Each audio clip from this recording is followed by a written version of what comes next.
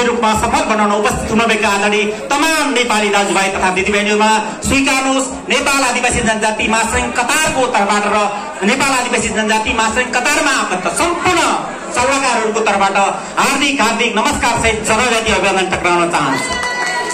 विशेष आज नेपाल आदिवासी जनजाति महासंघ कतारले 10औं अधिवेशन सम्पन्न गर्दै गर्दा आजको यस 10औं अधिवेशन कार्यक्रम एकदमै भव्य र सभ्य रूपमा सफल भएको मैले महसुस गरिरहेको छु र यो अधिवेशन गर्दै गर्दा अन्य पूर्व वक्ता साथीहरूले धेरै कुरा यहाँबाट भनेर गइसक्नु भएको छ। ती धेरै कुराहरूलाई नदोहोरिने गरेर मैले धेरै समय लिइरहन पनि मैले चाहन्न। विशेष त हामीले आदिवासी जनजाति महासंघ कतार होस् या आदिवासी जनजाति महासंघ कतारमा आबद्ध सम्पूर्ण मातृ संस्थाहरूले हिजोको दिनमा संस्था स्थापना गर्दै गर्दा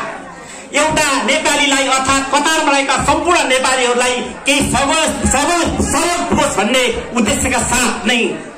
त्यतिखेर जातीय संस्थाहरू, जिल्ला संस्थाहरू, धार्मिक संस्थाहरू, विभिन्न संस्थाहरू स्थापना भएको तपाईँ हामीलाई जग्जाहेरै छ। जब नेपाल नगर संघ शाखा कतार 2001 मा स्थापना हुँदै गर्दा यो कतारमा त्यतिखेर नेपाली राजदूतावास सहित समाज थिएन र त्यो अवस्थामा रोडमा हिँडिरहेको काम नपाएर विक्षिप्त भइरहेको नेपालीहरूलाई साथ सहयोग पुर्याउन सकियोस् भन्ने उद्देश्यका साथ नै विभिन्न जातीय संस्था, विभिन्न संस्थाहरू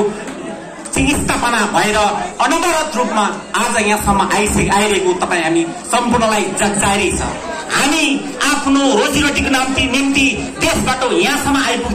आइपुग्दै गर्दा पनि यहाँ समस्यामा परेका नेपालीहरूलाई केही सहयोग गर्न सकियोस् भन्ने उद्देश्यका साथ यो जातिको नाममा मात्र नभएर जातिको लागि मात्र नभएर सम्पूर्ण नेपालीहरूको लागि हामीले संस्था स्थापना गरेर सम्पूर्ण नेपालीहरूलाई सहयोग गर्न सकियोस् भन्ने उद्देश्यका साथ नेपाल आदिवासी जनजाति महासंघ कतारले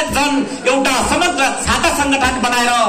नेपालको सूचीकृतमा रहेको 59 वटा जातिहरूलाई सम्पूर्णलाई आह्वान गरेर यसरी एउटा छाता संगठन भएर अनवरत रूपमा 2006 देखि आजसम्म अनवरत रूपमा अगाडि बढिरहेको छ र विभिन्न कालखण्डमा यहाँको नेपालीहरूलाई मात्र नभएर नेपालको विभिन्न आन्दोलनहरूमा पनि नेपाल आदिवासी जनजाति महासंघ कतारले सहयोग पुर्याउँदै आएको तपाईँ हामी सबैलाई जागजेर छ। आर्थिक रूपमा होस्, नैतिक रूपमा होस् अर्थात् भौतिक रूपमा नेपाल आदिवासी जनजाति महासंघ कतारले नेपाल आदिवासी महासंघ केन्द्रकोले आयोजना गरेको कुनै पनि कार्यक्रम होस्, कुनै पनि आह्वान होस्, त्यसमा एकबद्धता जनाउँदै आइरहेको तपाईँ हामी सबैलाई जग्जाहेर छ। साथीहरूले धेरै कुरा गरेर जानुभयो, संविधानका कुरा गर्नुभयो, राजनीतिका कुरा गर्नुभयो, हक अधिकारका कुरा गर्नुभयो, भाषा धर्मका कुरा गर्नुभयो। यो कुरा गर्दै गर्दा हामीलाई एउटा कुरा पनि ख्याल गर्नुपर्नेछ। हिजो 2072 सालमा संविधान जारी हुँदै गर्दा हामीले त्यो संविधानभित्र केही विमतिहरू राखेको तपाईहरूलाई जग्जाहेर छ। त्यतिखेर हामीले त्यो संविधानमा विमति राख्दै गर्दा